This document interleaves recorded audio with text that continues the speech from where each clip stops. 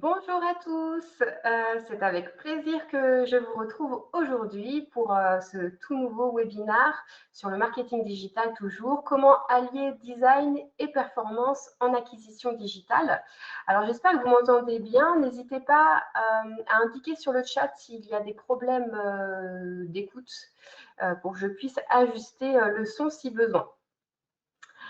Alors, petite question avant que tout le monde arrive et puis aussi pour faire connaissance, est-ce que vous pouvez indiquer sur le chat d'où est-ce que vous venez, quel est votre métier et pourquoi pas ce que vous attendez aujourd'hui du webinaire en particulier.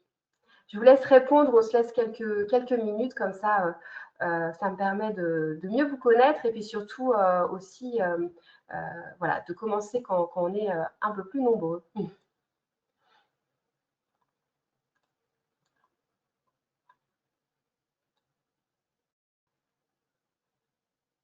Alors, n'hésitez pas à répondre sur le chat.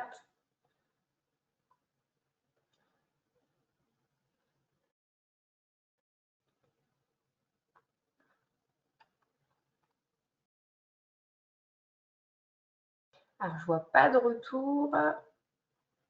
Est-ce que vous m'entendez bien? Peut-être au moins juste un pouce levé pour être sûr que tout le monde m'entend bien.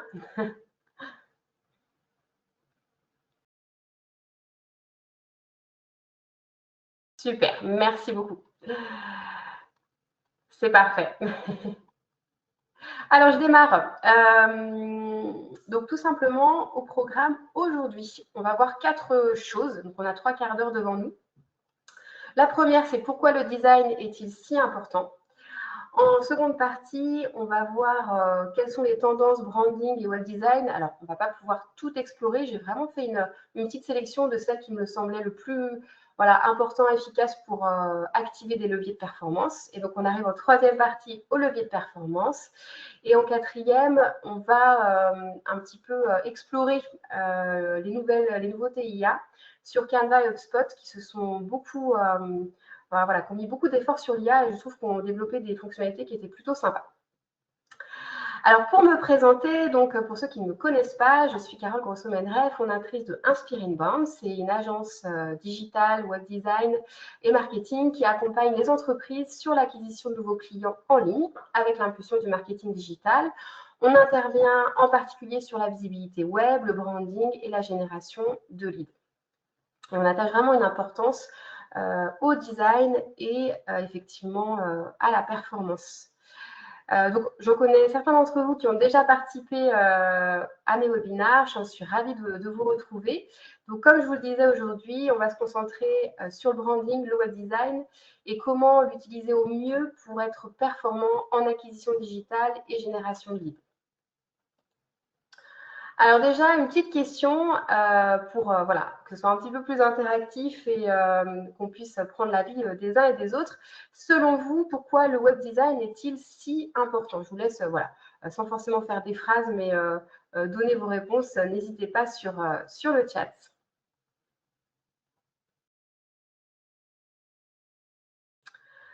Alors, quelques indications. Alors, est-ce que j'ai des réponses? Je vérifie juste. Tac. Non, je vois rien sur le chat. Alors, quelques indications.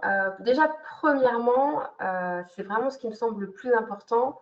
C'est un levier à la fois de visibilité, d'acquisition et de réassurance. Et vous allez le voir en inbound marketing, en génération de leads, c'est ultra important d'avoir ces 3 éléments-là. Donc, à la fois pouvoir capter, attirer, à la fois pouvoir engager et ensuite pouvoir engager jusqu'au bout, voire fidéliser avec la réassurance. Donc, le design, c'est un levier de visibilité. Un design fort, cohérent, attire l'attention et rend une marque vraiment reconnaissable. Les couleurs, la typographie, le style visuel, l'identité graphique permettent de se démarquer dans un environnement qui est aujourd'hui quand même saturé de messages. Donc, un design soigné facilite aussi la mémorisation et améliore la notoriété.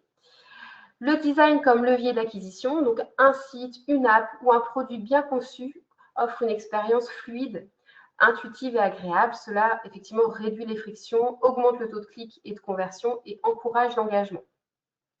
Le design transforme donc la curiosité initiale en action concrète, donc que ce soit un achat, une inscription, une demande de contact.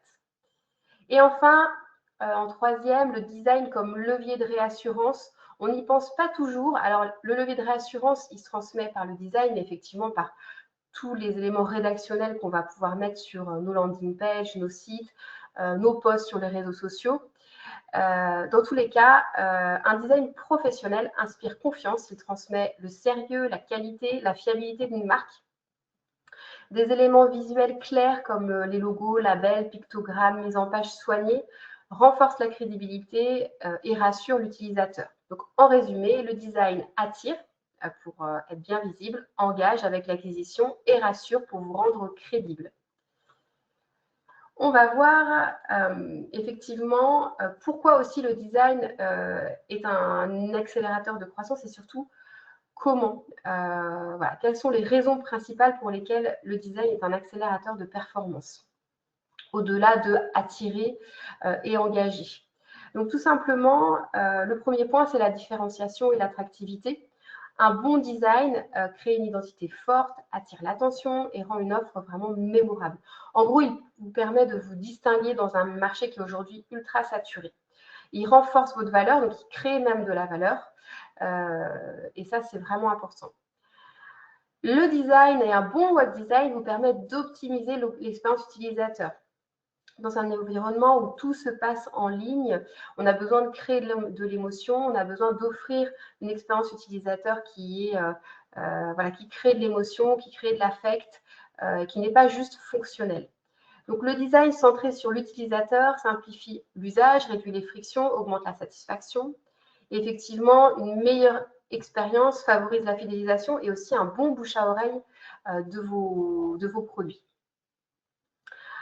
Enfin, donc, un design crée de la valeur et donc a un impact économique sur votre marque. Un design bien pensé améliore l'efficacité, produit plus ergonomique, service plus fluide. Et il agit comme effectivement un levier de compétitivité permettant d'augmenter la rentabilité et d'accélérer l'innovation. Donc, en résumé, et ça, c'est vrai qu'on a parfois un peu cet écueil sur nos métiers. Oui, mais design, c'est esthétique. Non, un vrai bon design, c'est stratégique et c'est à ne pas sous-estimer, que ce soit dans vos visuels sur les réseaux sociaux, que ce soit dans l'ensemble de vos tunnels de vente. Il attire, il fidélise et fait croître vos performances. Et c'est vraiment sur le design, puisqu'aujourd'hui, les 3/4, voire la totalité de vos ventes se déroulent en ligne, c'est le design qui fait toute la différence, à tout point de vue, que ce soit sur les visuels, sur les photos, sur voilà, tout ce que vous produisez en design est ultra important. En quelques points, on va voir ce qui est important effectivement pour qu'un design fonctionne. Donc, tout ça, c'est théorique, on va avoir des exemples après, mais voilà, ça, c'est des piqûres de rappel qui sont bonnes à rappeler et que vous pouvez aussi transmettre, vous, en tant que casquette, responsable marketing, responsable com, designer. Quand vous êtes dans une agence de com, bon, en général, on est assez bien compris parce qu'on fait des métiers proches, mais aussi dans une entreprise où vous avez d'autres métiers et où on vous dit design, c'est du maquillage. Non, ce n'est pas que du maquillage. Et ça, il faut pouvoir avoir ce drapeau un peu pour pouvoir l'expliquer et user beaucoup de pédagogie et de patience pour l'expliquer au quotidien et que vous puissiez avoir la maîtrise aussi en tant que responsable com marketing de tous vos contenus qui sont diffusés en ligne. Donc, le premier point, effectivement, c'est la cohérence. La cohérence, c'est la base d'une identité de marque solide. Elle garantit tous les éléments visuels, logo, typo, couleurs, iconographie, rédactionnel, le ton, le style. On va même jusqu'à, effectivement, le discours de marque qui est ensuite relayé aux équipes commerciales. C'est important que le discours soit vraiment cohérent du début en ligne jusqu'à une prise de parole commerciale. Un site web ou une communication incohérente brouille le message et nuit à la crédibilité. Il vaut mieux en avoir moins, mais que ce soit bien fait, que d'en avoir trop et que ce ne soit pas cohérent. Donc, la cohérence crée de la reconnaissance. Le visiteur identifie immédiatement l'univers de la marque, ce qui renforce la confiance et la fidélité. En deuxième, l'impact, c'est la capacité de capter l'attention rapidement. Un bon design, un branding efficace doivent marquer les esprits dès les premières secondes. Cela passe par des choix visuels forts, contrastes, visuels de qualité, hiérarchie claire. C'est vrai que la hiérarchie, c'est quelque chose qui est aussi sous-estimé souvent. Je dis surtout ça pour les pages web, où parfois on fait passer un message de manière plus claire qu'un autre, alors que finalement il aurait fallu faire l'inverse. Donc que ce soit d'un point de vue image, design ou d'un point de vue rédactionnel, voilà, ça marche vraiment pour les deux. L'impact aussi, je le dis, ne signifie pas surcharge. Il s'agit vraiment de trouver le juste équilibre pour être mémorable sans non plus être envahissant. En troisième point, l'harmonie. L'harmonie est aussi ultra importante. Elle rejoint un peu la cohérence. Elle repose sur une bonne organisation visuelle et elle facilite la navigation, améliore l'expérience utilisateur, rendant le parcours le plus naturel et agréable. C'est vrai que l'expérience utilisateur, elle se passe à la fois en amont d'une inscription, d'un abonnement à un service ou d'un achat, mais ensuite aussi après, pardon. Surtout si vous êtes par exemple une solution SaaS. Il faut que le parcours avant-vente et après-vente soit vraiment fluide et très cohérent et harmonieux pour qu'on puisse se dire lorsqu'on a souscrit à un abonnement, ah oui, je retrouve bien ce que j'ai vu juste avant. Voilà, on n'est pas dans de la surpromesse et on est vraiment sur effectivement une expérience visuelle harmonieuse. En quatrième point, on a la séduction. La séduction, c'est l'émotion que le branding et le design transmettent. Un bon design ne se contente pas d'informer, il engage, il séduit l'utilisateur. Donc là, on est vraiment sur les codes de l'émotion. Et enfin, le langage, c'est l'expression verbale de la marque. Le ton éditorial doit être clair, adapté à la cible et cohérent avec l'identité visuelle. Le ton, pareil, il doit être en adéquation avec vos codes visuels, formels, amical, inspirant, humoristique. Il reflète la personnalité de la marque et permet de créer un lien émotionnel. Le langage bien utilisé rend le message mémorable et différenciant, ce qui renforce ainsi l'identité de la marque. En résumé, donc, la cohérence construit la confiance, l'impact attire, l'harmonie rassure, la séduction engage et le langage crée le lien. On va terminer cette première partie, parce que je parle beaucoup. Et effectivement, c'est bien aussi d'échanger sur des formats webinaires. Un petit quiz. Donc, selon vous, combien de secondes faut-il à un utilisateur pour se faire une opinion de votre site? Alors, n'hésitez pas à répondre. Ah, pardon. Je vois que certains d'entre vous n'ont pas la possibilité de répondre sur le chat. Alors, dites-moi, est-ce que c'est toujours le cas? Peut-être avec... D'accord. OK. Alors, ça marche. Alors, j'ai un souci sur le chat. Visiblement, je vais essayer de résoudre le problème, parce que je vois que vous ne pouvez que mettre finalement des émoticônes, ce qui est très étrange. Alors après, je n'ai pas la possibilité d'écrire dans le chat, mais j'ai quand même votre message. Alors c'est ça qui est étrange. Tac, tac, tac, tac, tac. Alors, je vais poser la question sur le chat et vous me dites si vous arrivez à répondre. Donc, combien...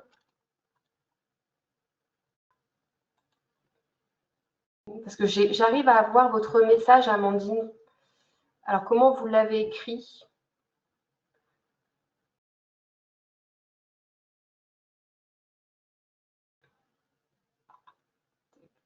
Je l'ai envoyé via rubrique question. Alors, dans ce cas-là, oui, effectivement, le chat, je comprends mieux.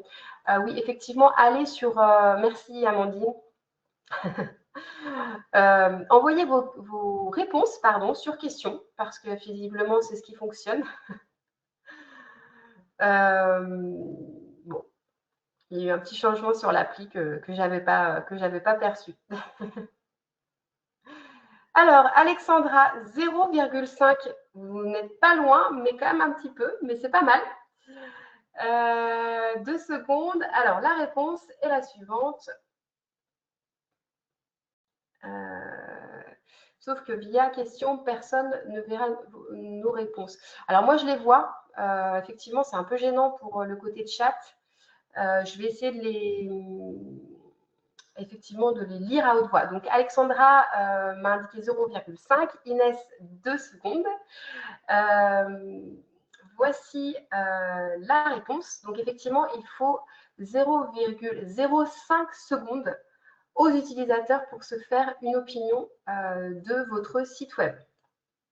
Donc, c'est ultra court. Imaginez un peu la scène quand quelqu'un ouvre votre site web. C'est instantané en fait.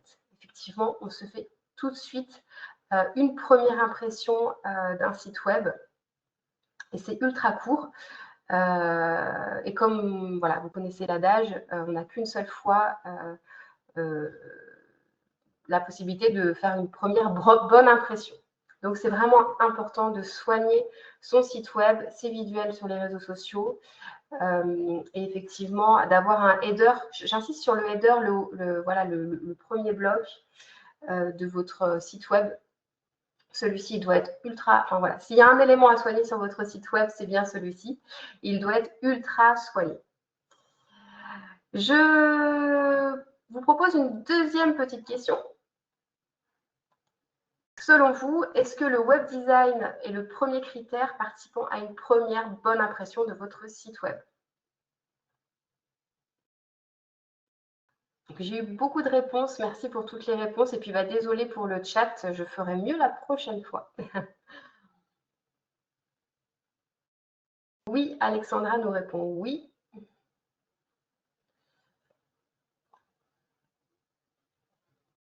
Oui, pour Amandine également. Alors, effectivement, bon, je pense que vous l'aurez compris. Je vais illustrer cette réponse oui par un chiffre qui est assez probant. La première impression d'un site web est liée à 94% à son design. Donc, c'est énorme. C'est la première chose que l'on voit. Le message et surtout le design. Voilà. Est-ce que ça nous parle? Est-ce qu'on a envie de lire l'information qu'on a devant nous, ne serait-ce en voyant l'ensemble du site web? Est-ce qu'il y a une bonne organisation visuelle? Est-ce qu'il y a des couleurs qui me parlent? Est-ce que il y a un mouvement, il y a un dynamisme dans le site web et qui font que j'ai envie d'aller plus loin? Et ça, c'est vrai pour tout le monde. Pas seulement pour des personnes qui font du marketing et de la com, je tiens à souligner aussi, parce que toutes les personnes qui vont vous dire oui, le design, c'est que du maquillage, c'est la chose qui vient en dernier, c'est faux. C'est quelque chose qui doit être réfléchi dès le départ dans sa stratégie.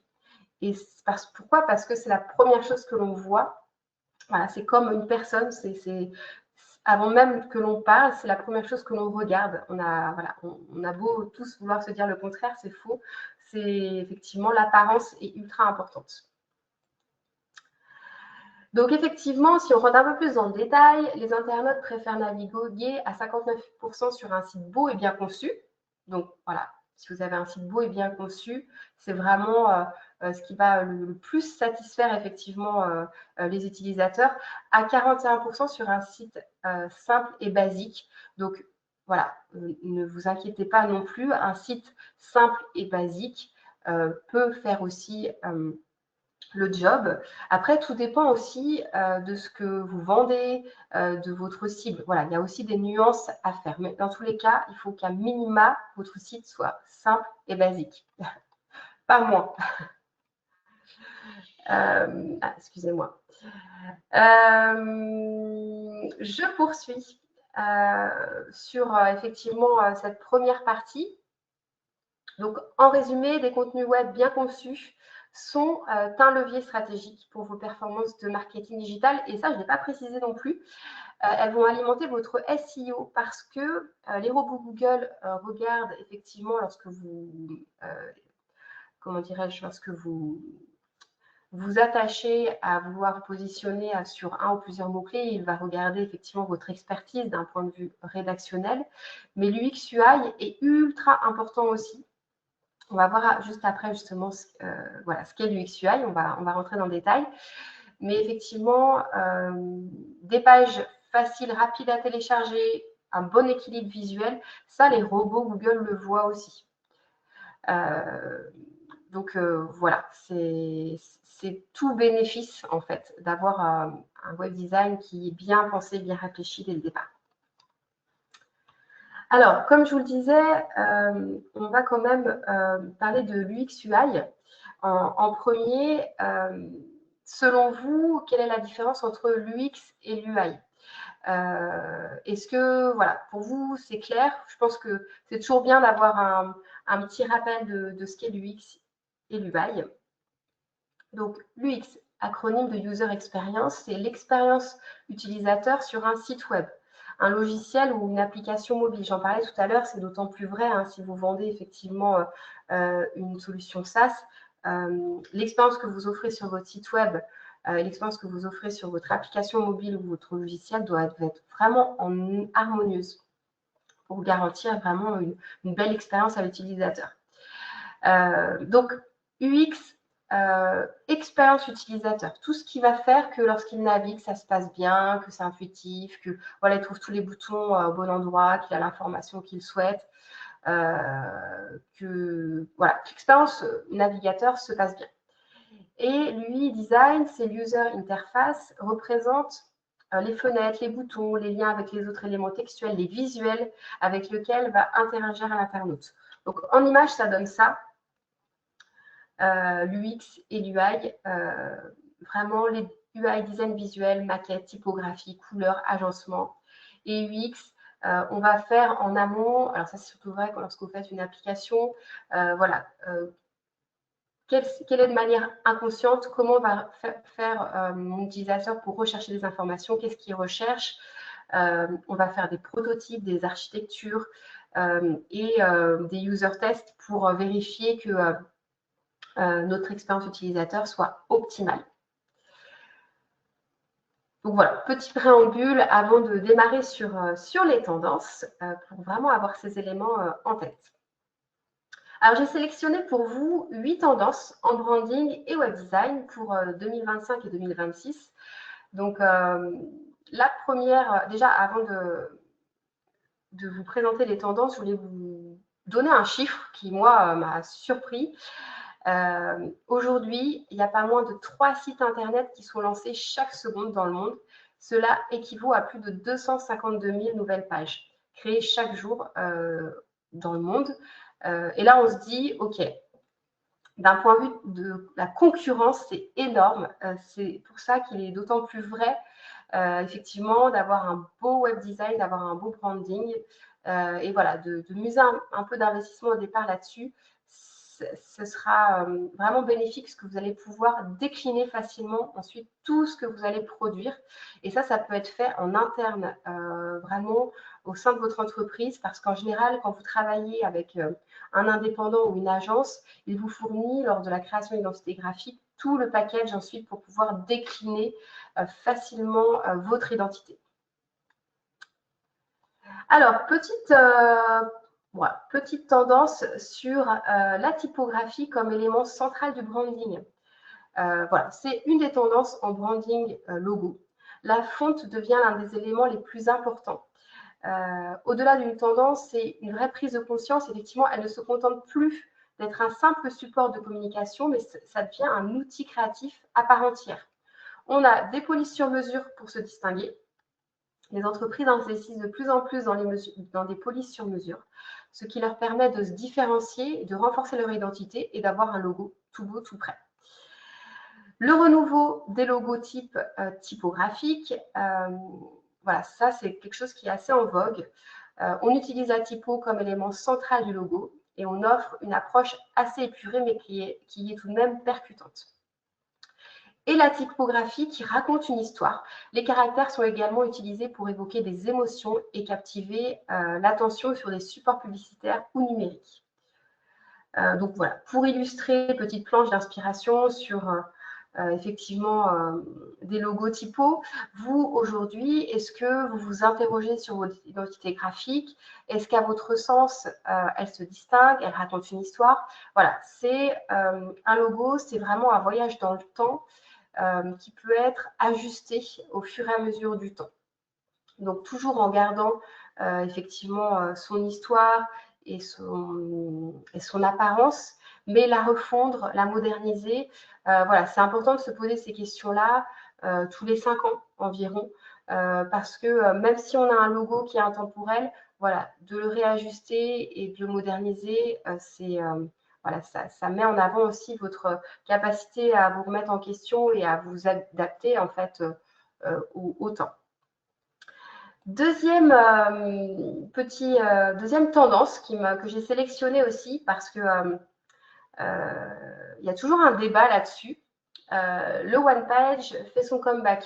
En fait, c'est important que un utilisateur, quand il va sur votre site web, il trouve toutes les informations sur votre première page. Ça ne veut pas dire que vous n'avez pas d'autres pages, mais ça veut dire qu'aujourd'hui, vous devez proposer une première page qui est scrollable et qui offre toutes les informations et tout votre univers. Que l'expérience soit... Alors, on scrolle beaucoup aujourd'hui et voilà, surtout sur l'expérience mobile, on a besoin de pouvoir le faire.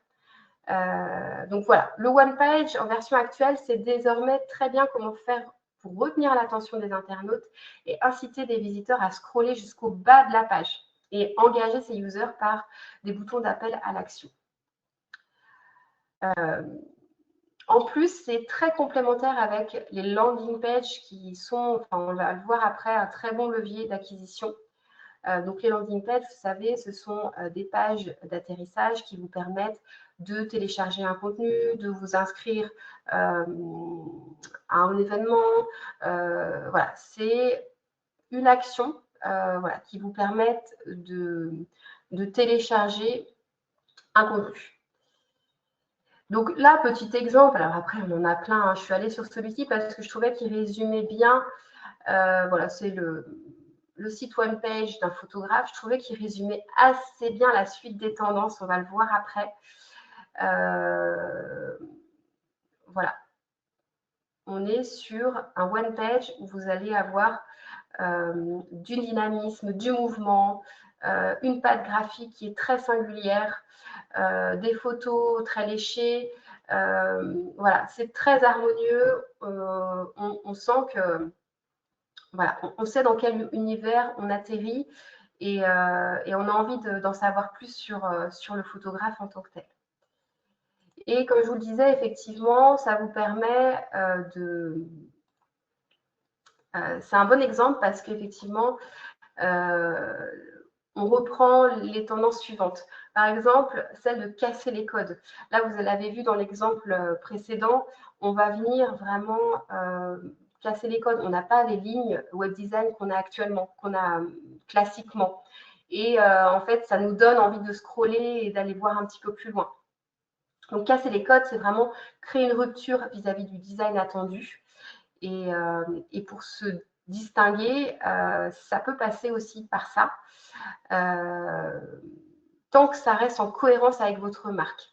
On ne prend pas de risque, au contraire. Exemple, comme on l'a vu, donc plutôt que de suivre les grilles conventionnelles ou des modèles de design préétablis, les marques cherchent à se démarquer avec des designs inattendus. Nike, par exemple, explore fréquemment cette direction avec des pages d'accueil interactives où chaque scroll devient une expérience unique, racontant une histoire visuelle immersive. On est dans l'immersion, dans l'expérience. Que ce soit, voilà, là je vais beaucoup vous montrer des exemples de sites, mais c'est vrai pour tout ce que vous allez faire, les emails, c'est vrai pour les visuels sur vos réseaux sociaux, c'est vrai pour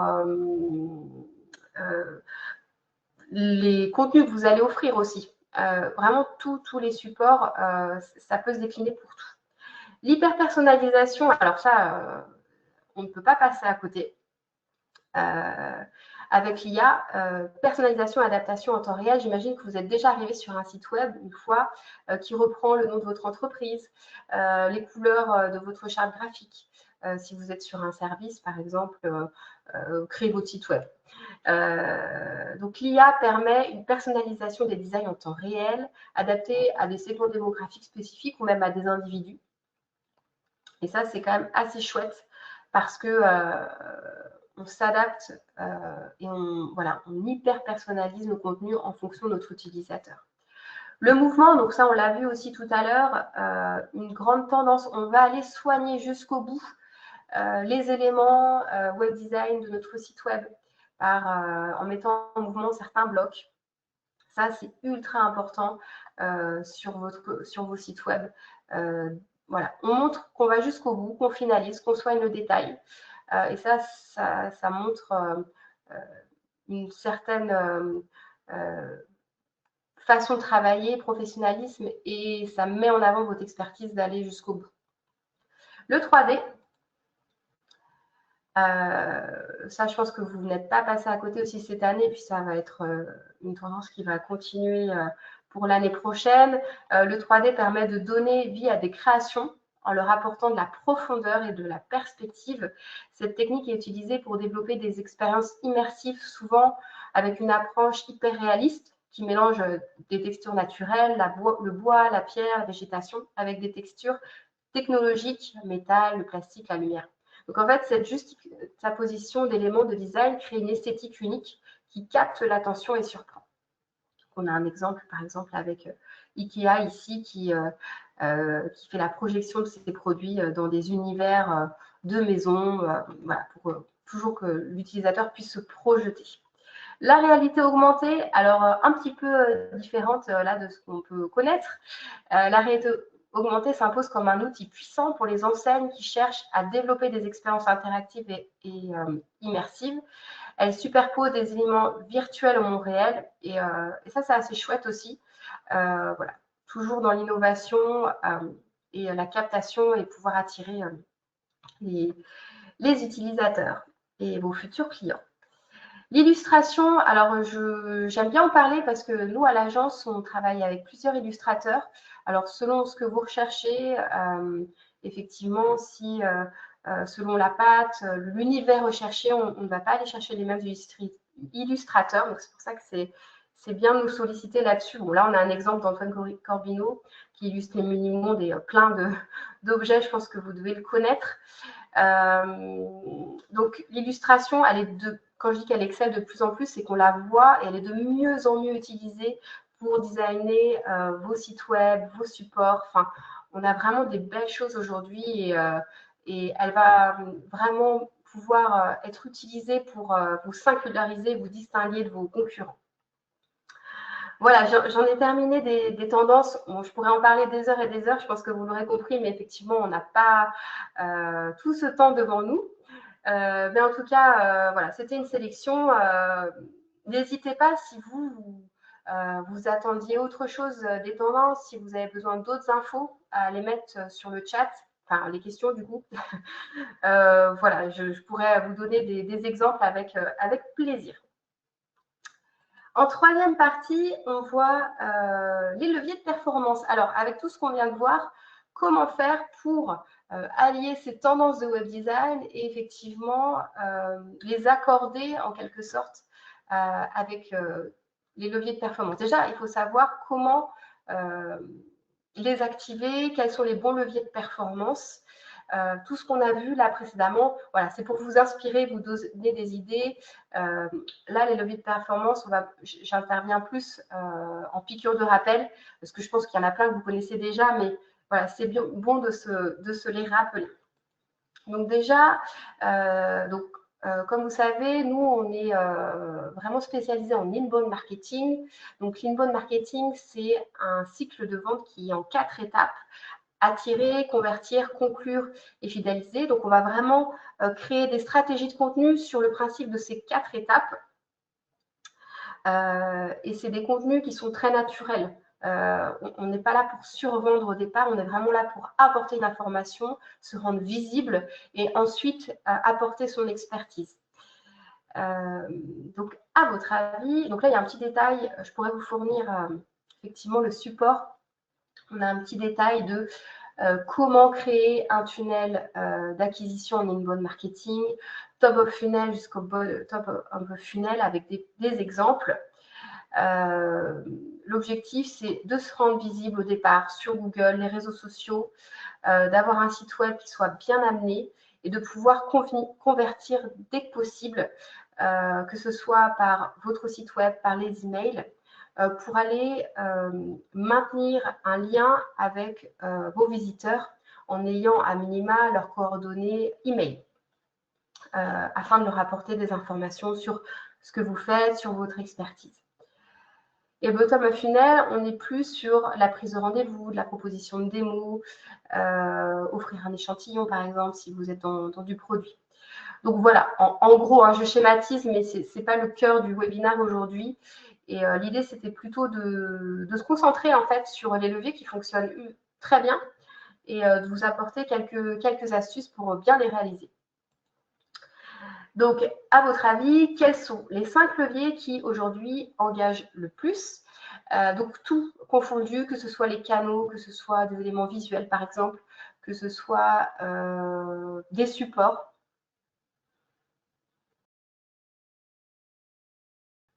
N'hésitez pas à répondre sur la partie questions. Donc, le site internet, effectivement. Alors, on va aller même un peu plus précis que le site internet.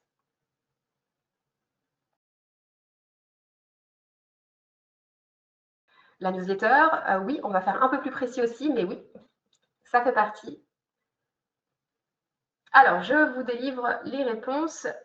Donc, bon, les réseaux sociaux, ça, c'est une surprise pour personne. C'est un vrai levier de visibilité aujourd'hui.